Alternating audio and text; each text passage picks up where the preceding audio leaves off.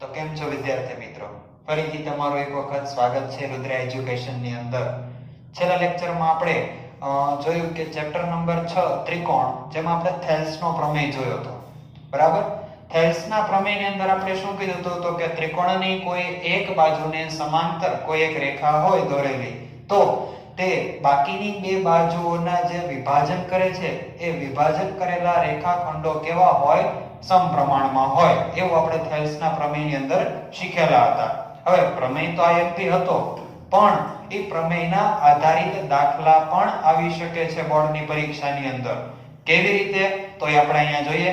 બરાબર? આ ચેપ્ટરની અંદર મોટે ભાગે જે 2 માર્ક્સનો જે દાખલો પૂછાવાનો છે તે કિંમત શોધવા વાળો હશે. સાબિતીના દાખલા આવવાની શક્યતા ઓછી છે. બરાબર? નથી એમ નથી કહેતો. કેવી છે?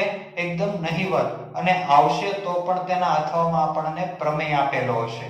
બરાબર? એટલે પ્રમેય તો એક ફિક્સ જ છે આપણી પાસે. બરાબર? એટલે હવે તો એ થેલ્સના પ્રમેયના આધારિત આ દાખલા શું કીધું હતું આપણે?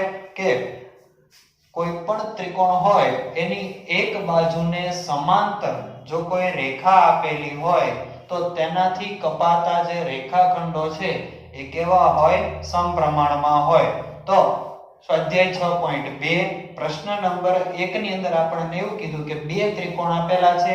હવે એ બંને આકૃતિમાં DE સમાંતર BC, એટલે કે રેખા જે DE છે એ BC ને કેવી છે?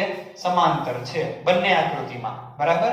તો આપણને EC અને આ આકૃતિમાં પણ EC એટલે આ આકૃતિની અંદર AD શોધવાનું કીધેલું છે. બરાબર? હા, અહીંયા પ્રશ્નાર્થ ચિહ્ન. તો બંને આકૃતિમાં કેવી રીતે શોધશું? તો આપણે શું કીધું કે થેલ્સના પ્રમેય મુજબ જો કોઈ ત્રિકોણને સમાંતર એક બાજુને સમાંતર કોઈ એક રેખા દોરેલી હોય તો તેનાથી કપાતા રેખાખંડોનું વિભાજન કેવું થાય? સમપ્રમાણમાં. તો જોઈએ, લખી દઈએ સીધું અહીં AD ના છેદમાં DB, AD ના છેદમાં DB બરાબર AE ના છેદમાં EC, AE ના છેદમાં EC. કારણ શું લખી દઈએ? તો કે પ્રમેય 6.1. બરાબર? 6.1 એટલે કયો પ્રમેય? આપણો થેલ્સનો પ્રમેય. તો જો AD બરાબર કેટલા છે? તો કે 1.5. બરાબર? DB કેટલા છે? 3. AE કેટલા છે? 1. અને EC આપણે તો શોધવાનું છે. તો EC ને સૂત્રના કરતા બનાવીએ તો EC આ બાજુ જાય. બરાબર? 3 આમ અને 1.5 છેદમાં. કેવી રીતે જોઈએ? તો કે EC બરાબર એટલે કે EC આ સાઈડ લીધા. બરાબર? આપણે વધારે ગુણાકાર કરીએ, વધારે સિમ્પ્લિફિકેશન આપીએ. હાલો તો જો ચોકડી ગુણાકાર કરીએ, વચ્ચે બરાબરની નિશાની છે એટલે તો કે 1.5 ગુણ્યા EC, 1.5 ગુણ્યા EC બરાબર 1 ગુણ્યા 3, 1 ગુણ્યા 3. બરાબર? હવે મારે શોધવાનું શું છે? EC શોધવાનું છે. તો EC માટે EC બરાબર 1 ગુણ્યા 3 છેદમાં 1.5. બરાબર? હવે 3 ને જો હું 1.5 વડે ભાગું, બરાબર? કેવી રીતે ભાગશું? તો સમજો, એક લોજિક થી પણ ભાગી શકે કે 3 ભાગ્યા 1.5 કરીએ તો કેટલા મળી જશે સીધા આપણને? તો કે 1.5 માં 1.5 + 1.5 એટલે કે 3 થાય. તો સીધા કેટલા જવાબ રહેશે? 2 જવાબ રહેશે. હવે એનું ગાણિતિક રીતે આપણે કેમ કરવું? તો કે જો 1 ગુણ્યા 3 એટલે કે 3. 1.5 માં પોઈન્ટ પછી કેટલા આંકડા? 1 આંકડો. તો અંશમાં કેટલા જશે? 10 અને છેદમાં કેટલા થઈ જશે? 15 થઈ જશે. પોઈન્ટ અહીંથી મેં કાઢી નાખ્યો. એનો જે 1 પોઈન્ટનો એક 0 હતો એ મેં 10 ના સ્વરૂપમાં ઉપર લખી દીધો. તો EC બરાબર 10 ગુણ્યા 3 એટલે કે 30 ના છેદમાં 15 એટલે કે EC બરાબર કેટલા સેમી મને મળી જશે? 2 સેમી મળી જશે. તો અહીં EC બરાબર કેટલા મળી ગયા મને? 2 સેન્ટીમીટર. સેમ એવી જ રીતે દાખલા નંબર 2. તો દાખલા નંબર 2 ની અંદર પણ આપણી જ પદ્ધતિ, કેમ કે આપણને DE સમાંતર BC આપેલું છે. થેલ્સના પ્રમેયનો ઉપયોગ કરશું. તો AD ના છેદમાં DB બરાબર AE ના છેદમાં EC. બરાબર? કારણ શું? તો કે પ્રમેય 6.1. બરાબર? તો AD આપણને આપેલું નથી. DB કેટલું છે? 7.2. AE કેટલું છે? તો કે 1.8 અને EC કેટલું છે? 5.4. AD શોધવું છે.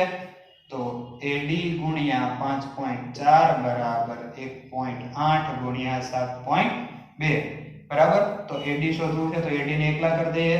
1.8 ગુણ્યા 7.2 છેદમાં 5.4. હવે બધાના પોઈન્ટ દૂર કરીએ તો 18 ગુણ્યા 72 ગુણ્યા 5.4 નો પોઈન્ટ દૂર કરીએ એટલે અંશમાં 10 જશે છેદમાં 1.54 તો એમનેમ રહેશે. 1.8 નો પોઈન્ટ દૂર કર્યો એટલે 10, 7.2 નો પોઈન્ટ કર્યો એટલે એના પણ 10 આવી ગયા. હવે છેદ ઉડાડીએ તો કે 18 તેરી 54 અને 24 તેરી 72 તો કેટલા આવી ગયા તો કે 24.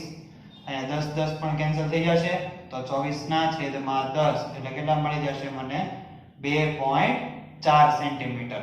તો 2.4 સેન્ટીમીટર આપણને શેનું માપ મળી ગયું તો કે AD નું માપ મળી ગયું. બરાબર. હવે આ જ રીતના દાખલા હું નીચે ડિસ્ક્રિપ્શનમાં એક PDF સ્વરૂપે મૂકું છું. બરાબર. જેના જવાબ તમારે મને નીચે કોમેન્ટ બોક્સની અંદર આપવાના છે જે તમારા ખાસ પ્રેક્ટિસ માટે આ ચોપડીના દાખલા છે એની સિવાયના છે દાખલા. તો એ દાખલા તમારે મને પ્રેક્ટિસ કરી અને નીચે જવાબ એના કોમેન્ટ બોક્સની અંદર દેવાના છે અથવા તો મેલ આઈડી જે મૂકું છું તેની અંદર તમે મને અટેચ કરી અને તમારા ગણેલા દાખલાના ફોટા પાડી અને એમાં પણ તમે મને આપણે જોઈએ પ્રશ્ન નંબર 2. પ્રશ્ન નંબર 2 ની અંદર એવું કીધેલું છે કે બે બિંદુઓ E અને F એ ત્રિકોણ PQR ની બાજુઓ અનુક્રમે PQ અને PR માં છેદે છે. બરાબર. તો નીચેનામાંથી કયા વિકલ્પમાં EF સમાંતર QR થશે? બરાબર. આપણને શું પૂછ્યું છે કે કયા વિકલ્પમાં EF અને QR એ બંને રેખાઓ સમાંતર હશે? હવે આપણે પ્રમેય 6.1 થેલ્સના પ્રમેયની અંદર એવું શીખાતા કે કોઈ પણ એક ત્રિકોણ હોય એની કોઈ પણ એક બાજુને સમાંતર રેખા જો દોરવામાં આવે તો બાકીની બે બાજુઓ પર કપાતા રેખાખંડના કેવા વિભાજનમાં હોય? સમપ્રમાણમાં હોય. બરાબર. જે રેખાખંડના ટુકડા થાય એ કેવા હશે? સમપ્રમાણ. પણ એના પછીનો જે પ્રમેય આવે છે પ્રમેય 6.2. હવે પ્રમેય 6.2 શું કહે છે તો કે જે થેલ્સનું પ્રમેય છે એનું પ્રતીક પ્રમેય પણ કહેવાય. એટલે કે એનાથી ઉલટું થાય. એમાં શું તો કે જો આ કપાતા રેખાખંડનું વિભાજન છે એ સમપ્રમાણમાં હોય તો આ બંને રેખાઓ કેવી હોય? સમાંતર હોય. તો આપણને એ રીતે અહીંયા પૂછેલું છે. તો આપણને અલગ અલગ માપ આપેલા છે બધી બાજુ એટલે કે બધા ભાગના એટલે કે રેખાખંડના માપ આપેલા છે. તો એનો ગુણોત્તર આપણે જોઈ લઈએ. જો સમપ્રમાણમાં હશે તો આ બંને રેખાઓ સમાંતર હશે અથવા તો નથી. બરાબર. તો જો અહીંયા આપણે આકૃતિ સમજણ માટે એક દોરેલી જ છે પહેલેથી. તો એમાં PE બરાબર આપણને કેટલા આપેલા છે?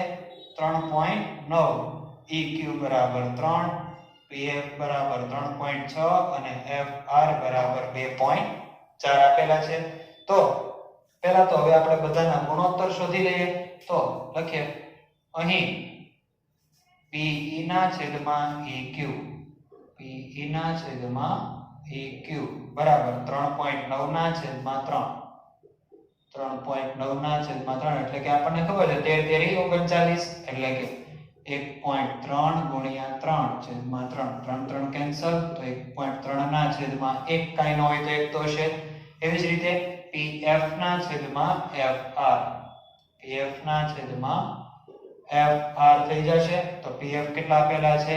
3.6 બરાબર. FR કેટલા આપેલા છે? 2.4.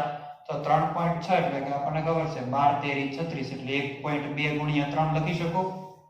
બરાબર. અને 2.4 એટલે કે 12 દુ 24 એટલે 1.2 ગુણ્યા 2 લખી શકો. તો 1.2 કેવા થઈ જાય? કેન્સલ. તો 3 ભાગ્યા 2 એટલે કેટલા થઈ જશે? 1.5 એટલે કે 3 ના અડધા કરીએ દોઢ મળે ને. તો 1.5 ના છેદમાં 1. તો જો તો આ બંને સરખા આવ્યા તો કહી શકીએ અહીં PE છેદમાં EQ not equal to PF છેદમાં FR. માટે આ બંને રેખાઓ સમાંતર નથી. એટલે લખી શકીએ કે EF સમાંતર QR નથી. બરાબર. માત્ર આપણે ગુણોત્તરના આધારે જ કહી શકીએ છીએ. આવું શું કામ કહી શકીએ તો કે કારણ પ્રમેય 6.2. બરાબર. ત્યારબાદ હમણાં આપણે બીજો ઉદાહરણ જોઈએ એટલે કે બીજો વિકલ્પ જોઈએ. આપણને ત્રણ વિકલ્પ, બીજો વિકલ્પ આપણને અહીં આપેલો છે બગડો કરી દઉં ને. હા, બીજો વિકલ્પ આપેલો છે કે PE બરાબર 4 સેમી, EQ બરાબર 4.5, એટલે કે લખતા જઈ સાથે સાથે આ 4 EQ બરાબર કેટલા આપેલા છે 4.5, PF બરાબર 8 અને FR કેટલા આપેલા છે 9. તો PE ના છેદમાં EQ એટલે કે 4 ના છેદમાં 4.5, તો 4 ના છેદમાં 4.5. તો જો સીધા છેદ તો આપણેથી કે ઉઠશે નહીં, આ 4 અને 4.5 તો પોઈન્ટ કાપીને આનું બિંદુ ઉપર જવા દઈએ. 4 ગુણ્યા 10 છેદમાં 45 બરાબર. અહીંયા 40 ના છેદમાં 45, 8 પંચા 40, 9 પંચા 45, 5 5 કેન્સલ, તો કેટલા આવી જશે 8 ના છેદમાં 9 આવી જશે બરાબર. PF ના છેદમાં FR તો કે 8 ના છેદમાં 9. તો જો બંને સમપ્રમાણમાં આવે એટલે કે ગુણોત્તર બંનેના કેવા છે સરખા, માટે લખી શકીએ કે અહીં PE ના છેદમાં EQ બરાબર PF ના છેદમાં FR હોવાથી આપણે લખી શકીએ EF અને QR સમાંતર છે, એટલે કે EF અને QR કેવા થશે સમાંતર થાય બરાબર. બસ એટલું. હવે ત્યારબાદ વિકલ્પ નંબર 3. હવે વિકલ્પ નંબર 3 થોડોક અલગ રીતનો છે. કેવી રીતે જોઈએ તો જેમાં P અને Q એટલે કે PQ નું માપ આપણને 1.28 સેમી, એટલે કે PQ આખાનું માપ આપણને કેટલું આપેલું છે 1.28 સેમી બરાબર. અને PR એટલે કે PR આખાનું કેટલું આપ્યું છે 2.56. ત્યારબાદ PE એટલે કે 0.18 અને PF 0.36. હવે જો પહેલા તો માપ લખો PE અહીંયા 0.18 અને આ 0.36 અને PQ આખું મને કેટલું આપ્યું છે 1.28 અને PR આખું મને કેટલું આપ્યું છે 2.56 બરાબર. હવે બે રીતે દાખલો થઈ શકે. થેલ્સનો પ્રમેય. હવે થેલ્સના પ્રમેયના આધારે આપણે બીજી બે વસ્તુ પણ તારવી શકીએ છીએ. કઈ કઈ તો જો આપણે થેલ્સના પ્રમેયના આધારે દાખલો પછી રાખીએ, પહેલા તો આ વસ્તુ સમજી લઈએ કે થેલ્સનો પ્રમેયના આધારે આપણે આ વસ્તુ તો સાબિત કરી હતી કે PE છેદમાં EQ બરાબર PF છેદમાં FR બરાબર. આ વસ્તુ તો આપણે સાબિત કરી દીધી હતી. હવે આના ઉપરથી બીજી પણ એક વસ્તુ સાબિત કરી શકીએ છીએ. કઈ રીતે તો બંને બાજુ હું એક ઉમેરું બરાબર. એટલે કે જો PE ના છેદમાં EQ +1 બરાબર PF ના છેદમાં FR +1, બંને બાજુ એક ઉમેરું, લસાલો તો PE + EQ આખાના છેદમાં EQ, PF + FR આખાના છેદમાં FR. તો જો PE + EQ એટલે કે PE અને EQ બે ભેગા થઈને શું બને છે તો કે આખો PQ બને છે. તો PQ ના છેદમાં EQ. એવી જ રીતે PF અને FR, તો PF અને FR એ બંને ભેગા થાય અને શું બને છે આખું PR. તો PR ના છેદમાં FR. એટલે કે થેલ્સના પ્રમેય ઉપરથી આપણે આ વસ્તુ પણ સાબિત કરી શકીએ છીએ બરાબર. શું તો કે PQ ના છેદમાં એટલે કે PQ ના છેદમાં EQ અને PR ના છેદમાં FR બરાબર. આ વસ્તુ તો થઈ એક સાબિત. હજી એક વસ્તુ પણ સાબિત કરી શકીએ છીએ. તેવી જ રીતે ગુણોત્તર અને પ્રમાણના નિયમ અનુસાર આપણે આ વસ્તુ પણ લાવી શકીએ છીએ. શું તો કે PQ ના છેદમાં PE બરાબર PR ના છેદમાં PF, PR ના છેદમાં PF બરાબર. આ વસ્તુ પણ આપણે સાબિત કરી શકીએ છીએ ગુણોત્તર અને પ્રમાણના નિયમ ઉપરથી બરાબર. યાદ કેવી રીતે રાખવું આ બરાબર. થેલ્સનો પ્રમેય 3 શક્યતા: અડધાના છેદમાં અડધું બરાબર, અડધાના છેદમાં અડધું બરાબર. પછી બીજી શક્યતા કઈ તો કે આખાના છેદમાં અડધું બરાબર, આખાના છેદમાં અડધું. ત્રીજી શક્યતા આખાના છેદમાં અડધું, આખાના છેદમાં અડધું. આ 3 શક્યતાઓના આધારે આપણે થેલ્સના પ્રમેયના કોઈ પણ પ્રકારના દાખલા હોય આપણે સોલ્વ કરી શકીએ. બરાબર? તો આ જ વસ્તુ આપણે અત્યારે વાપરવાની છે. કયા કયા માપ આપણને આપેલા છે? આ આખાનું માપ આપેલું છે અને આ અડધાનું આપેલું છે. બરાબર? અહીંયા પણ આ આખાનું માપ આપેલું છે અને આ અડધાનું. તો આ જ વસ્તુનો આપણે ઉપયોગ કરી અને આ દાખલો ગણવાનો છે. તો અહીંયા લખીએ, અહીં PQ એના છેદમાં PE, PQ ના છેદમાં PE બરાબર. તો PQ કેટલા આપેલા છે આપણને? આખા 1.28 છેદમાં PE કેટલા આપેલા છે? 0.18 બરાબર. તો 1.28 ને છેદમાં 0.18 એટલે આપણને ખબર છે કે 9 દુ 18 થાય. બરાબર? એટલે કે આપણે લખી શકીએ કે 9 ગુણ્યા 0.02 બરાબર. અને 1.28 એટલે કે 64 ગુણ્યા 2 કરશું એટલે કે 64 ગુણ્યા 0.02 એટલે કે 64 દુ 128 થઈ જાય. તો 0.02 કેન્સલ એટલે કે 64 ના છેદમાં 9 આવી જશે. બરાબર. ત્યારબાદ બીજો ગુણોત્તર શોધીએ તો કે PR છેદમાં PF બરાબર. તો PR કેટલા છે આપણી પાસે? તો કે 2.56 છેદમાં PF કેટલા છે? 0.36. તો 0.36 એટલે કે 9 ચોક 36 એટલે કે 9 ગુણ્યા 0.04 બરાબર. તો અને 2.56 એટલે કે તમે ભાગ પાડશો એટલે કે 64 ગુણ્યા 4 કરીએ એટલે 256 મળે. તો ભાગ પાડી દઈએ તો કે 64 ગુણ્યા 0.04 તો આ કેન્સલ થઈ જશે. તો એમાં પણ શું આવી જશે? 64 ના છેદમાં 9. તો બંને ગુણોત્તર કેવા આવે છે? સરખા આવે છે. તો આપણે લખી શકીએ અહીં PQ ના છેદમાં PE બરાબર PR ના છેદમાં PF હોવાથી આપણે લખી શકીએ બંને રેખા કેવી સમાંતર થશે? એટલે કે EF સમાંતર QR થાય. બરાબર.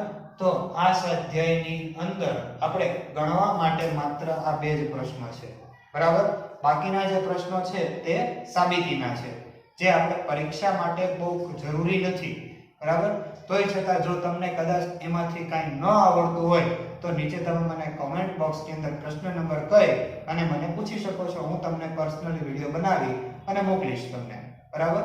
જો તમને વિડીયો પસંદ આવતા હોય તો લાઈક, શેર અને સબસ્ક્રાઇબ કરજો.